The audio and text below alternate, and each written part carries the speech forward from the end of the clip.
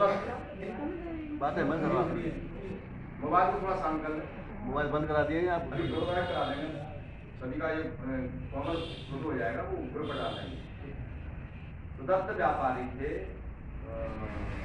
श्रावस्ती, वो अपनी बहन के पास राजगीर गए, और वहाँ राजगीर में वहाँ बहुत बड़ा उत्सव हो रहा था, तैयारियां हो रही थी भगवान बुद्ध के प्रवचनों के लिए। उन्होंने पूछा कि यहाँ कोई बारात आने वाली, क्या होने वाला है? बोले भगवान बुद्ध के प्रवचन होने वाला है। तो बोले कि इतना तैयारी, तो उसे जिज्ञासा हुई और उसने भी प्रवचन भगवान बुद्ध के सभा में शामिल हुआ। सुदत्त का जो नाम आगे अनाथ पिंडक पड़ा है, अनाथ माने गरीब लोग, बेसहारा, और पिंडिक मीन्स उनको दान देने वाला, भोजन देने वाला। पिंड मीन्स भोजन, तो अनाथों को, गरीबों को पिंड देने वाला, उसका नाम अनाथ पिंडक पड़ गया। महादानी था, भगवान बुद्ध का जब नाम दिया जाता है अनाथ पिंडक का नाम आता, इतिहास उसका नाम है।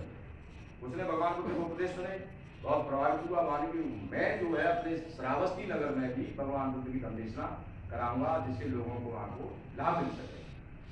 अब उसने जगह देखी कि शहर से ज्यादा दूर न हो और शहर के बिल्कुल नजदीक भी न हो। तो उसे जो श्रावस्ती के जो राजा थे प्रसेनजित, उनका बेटा था राजकुमार जे, उनका बाग था बगीचा, यहाँ पर एक बुद्धघर बना हुआ, जहाँ कल हम देख हैं। तो वो जगह देखी, उसने राजकुमार से बात करी सेठ ने कि मुझे ये आप अगर वन बेचना चाहते हैं क्या? तो राजकुमार को थोड़ा हंसी आई कि ये बनिया बहुत, इसके दिमाग खराब हो, राजा का राजकुमार का वन खरीदना चाहता है। तो मैंने गुस्से में आके कह दिया हाँ बेचना चाहता हूँ, लेकिन उसकी कीमत है कि तुम जितनी असरफी बिछा दोगे वो तुम्हारी जमीन हो जाएगी, अन्यथा मैं इस तरीके से बेचना चाहता हूँ। तो बोले ठीक है, सौदा हमारा आपका पक्का। उसने अगले दिन गाड़ियां लगाई, खचरे लगाए, और सोने या सर्दी की मोहरें, जैसा त्रिपिटक में पाली भाषा में मिलता है पढ़ने के लिए, शास्त्र में मिलता है, उसने गाड़ियां लगाना शुरू कर दिया अपने नौकरों से जमीन पर। असरदी को उसने तो कहा था बिछाकर, उसने खड़ी असरदी लगाई, असरदी खड़ी लगाई और जमीन उसने घेरना शुरू कर दिया। वहाँ राजकुमार के सिपाही घूम रहे, तो उन्होंने सूचना दी राजकुमार जे को तो तुम्हारा तो कुछ सोने असरदी बिछा रहा है। राजकुमार जेता है, उसे जिज्ञासा हुई, तो बोले कि ये तो मेरा सौदा हुआ तो बाकी। तो बोले ऐसा आप क्यों करना चाहते हैं? बोले भगवान बुद्ध के मैं उपदेश यहाँ करना चाहता हूँ। तो बोले कि ऐसे इतना कोई महान व्यक्ति है जिसके लिए असरफी सोने की बिछा रहा है करोड़ों रुपए की, तो बोले भैया आप रुक जाओ, जो बची हुई जमीन है वो मैं तुझे दाम देता हूँ। और जो लिखा मिलता है कि 9 करोड़ रुपया भी उसने राजकुमार जेत ने असरफियाँ दान दी थी। सेठ अनाथ पिंडक को, जिनका नाम सुदत्त था, क्या बोले यहाँ भव्य विहार बना मेरी भी सहायता। तब दोनों के सहयोग से वहाँ बुद्ध विहार बना था, भगवान बुद्ध के भिक्षुओं के लिए निवास करने के लिए, रहने के लिए।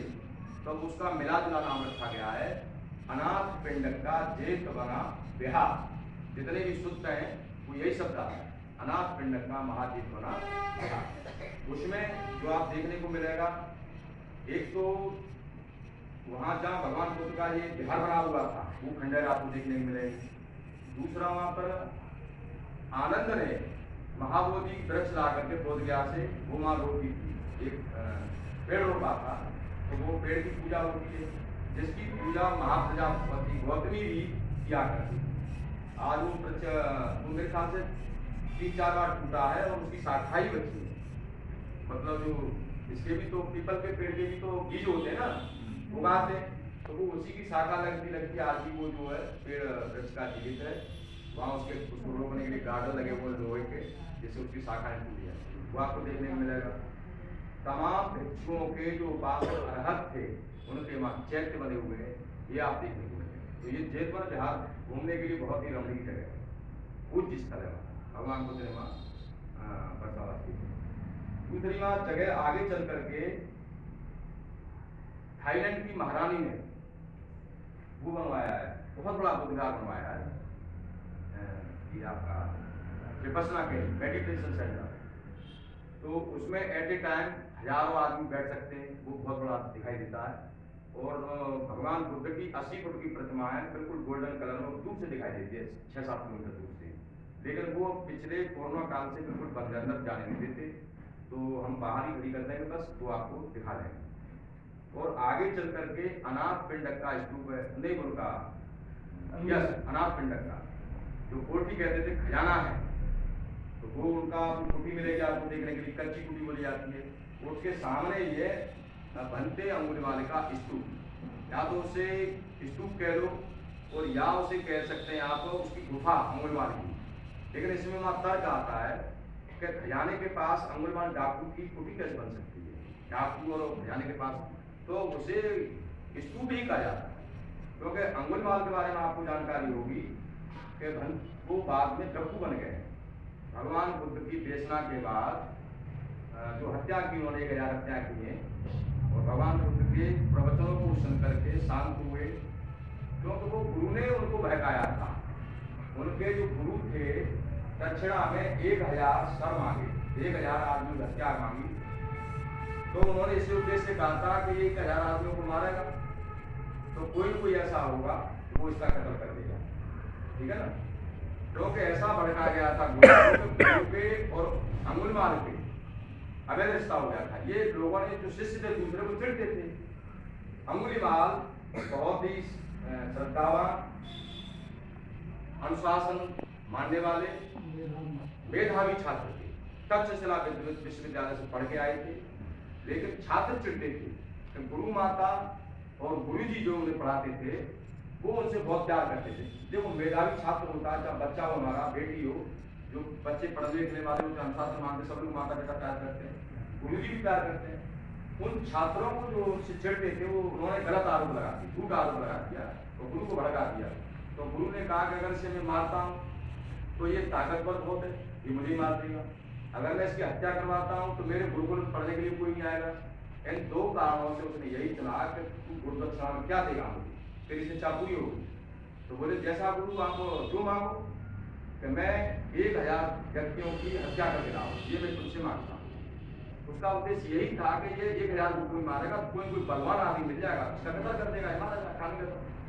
लेकिन वो ऐसा उसकी हत्या नहीं हुई है। वो लास्ट में आकर के भगवान बुद्ध ने उसको शांत किया है। तो अंगुलीमाल का अंत्य बन गए। अंत्य बनने के बाद अंगुलीमाल के बारे में आपको जानकारी होगी कि जब वो भिक्षाटन करने जा रहे थे तो ईट पत्थर उनको बताया जा रहे कि ये डाकू इसने तमाम यहाँ लोगों को मारा है, हत्या की। डाकू बनने के बाद आदमी का जो क्रोध है, राग है, मोह है, वो सब शांत हो जाता है। तो वो ईंट पत्थर सहते रहे, उनके खून बहते रहे।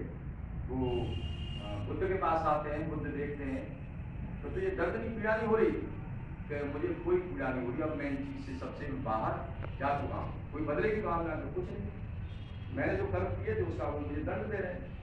वो अज्ञानी है, वो ये समझते हैं कि ये डाकू हत्या अंगुलीमाल है, लेकिन आज में बनते हो भिक्षु। एक दिन वो भिक्षाटन करने जा रहे हैं, उनकी जो कहानी का थोड़ा सा बता देता हूँ आपको। तब एक हमारी बहन जो प्रसव पीड़ा से तड़प रही थी, भगवान बुद्ध के पास आकर वो बताते अंगुलीमाल बन गए, एक बहन को प्रसव पीड़ा नहीं हो पा रही, वो तड़प रही, रो रही है, गर्म पड़ी हुई है। तो उन्होंने उनको आदेश दिया अंत्य अंगुलीमाल को कि आप जाइए और ये कहिए कि मेरे जो सुकर्म हैं, अब तक जो मैंने अच्छे कर्म किए हैं, उनके प्रताप से बहन तेरा कल्याण हो। अंगुलीमाल बोले जी मैंने तो हत्याएं की, मैंने कोई अच्छे काम नहीं किए, तो इससे ये तो गलत हो जाएगा मामला। नहीं, जब से तुमने जीवन धारण किया है, क्या तुमने 5-10 दिनों को तोड़ा है कि नहीं तोड़ा है, क्या तुम 227 नियमों का पालन नहीं कर रहे हो कि मैं कर रहा हूँ, तो यही तो सुकर्म है। आपने बुरे कर्म त्याग दिए, अच्छे मार्ग पर आ गए। इस अच्छे कर्म का अब तक का जो तुम्हारा जो इकट्ठा किया, संचय किया है, उनके पुण्य कर्म से बहन तेरा कल्याण, ये कहा जाता है। वो जाता है और कहता है, तो हालांकि भगवान बुद्ध के धर्म में चमत्कार नाम की कोई चीज नहीं है, लेकिन उसको प्रसव पीड़ा जो बच्चा उसके हो गया है, और वो आकर के बताता खुश होकर के बनते ही उसके प्रसव पीड़ा हो जो थी वो शांत हो गई और बच्चा पैदा हो गया। तो वहाँ अंत्य अंगुलीमाल का स्तूप हो सकता है, जिसको कुटिया के बारे में बता रहा था। तो बच्चों को अगर गुफा होगी तो खजाने के पास गुफा नहीं हो सकती। 3 चीज हो गई। बाकी विशाखा का आपने नाम सुना होगा। विशाखा भगवान बुद्ध की शिष्या थी, उसके ससुर मेघाल थे, वो जैन धर्म को मानने वाले थे। उनको मेघाल को भी उन्होंने बुद्ध धर्म के मार्ग पर आए। इसकी कहानी बहुत बड़ी हो जाएगी, तो मैं इतना बता देना, उन्होंने भी पूर्वाराम बिहार बनवाया श्रावस्ती, तो वो दूसरी जगह है, वो गांव में होकर के रास्ता जाती है और केवल वहाँ कुछ निशान मिला है तो पूर्वाराम बिहार भी है। एक जगह जब हम कपिलवस्तु के लिए जाएंगे तो दाहिने हाथ में एक पहाड़ है, तो उड़ाझार बोलते हैं, उड़ाझार। उड़ाझार वो जगह है जहाँ भगवान बुद्ध ने श्रावस्ती में अकाल पड़ा था, तो श्रावस्ती वासियों को उस पहाड़ पर बैठ करके उपदेश दिया था और अच्छे सूत्रों का वहाँ पाठन किया था, तो जिससे उन लोगों को कर्म करने की उन्हें अच्छी प्रेरणा मिली, जिससे वो सूखा और अकाल से बाहर निकले। तो ये जगह पर देखने लायक चीज है। चिंचा, पटाचारा, सुधा और आपके देवदत्त, ये तमाम कहानियाँ हमारी श्रावस्ती से जुड़ी हुई हैं। तो श्रावस्ती जो आप कल देखेंगे, आज पहुँच जाएंगे शाम को, तो वो बहुत ही ज़्यादा दर्शनीय स्थल है। ये मैंने आपको जानकारी दी। अब वो आप साथियों में से कोई ये देना चाहता है या मुझे सुझाव या एडवाइस देना चाहता है कि हम कैसे और बेहतर कर सकते हैं, इसको बोल सकते हैं आप, ठीक है ना। और कोई भी प्रश्न हो यात्रा संबंधी, कोई परेशानी हो, कठिनाई हो, आप मुझे बताएं, कोशिश करूँगा कि मैं उसका निवारण करूँ, क्योंकि 56 आदमी सब मेरे साथ, मैं भी व्यवस्था मेरे साथ है, आप प्रिंटर भी देखेंगे, तो जितना संभव होगा मेरी हेल्प करेंगे आपके, ठीक है जी।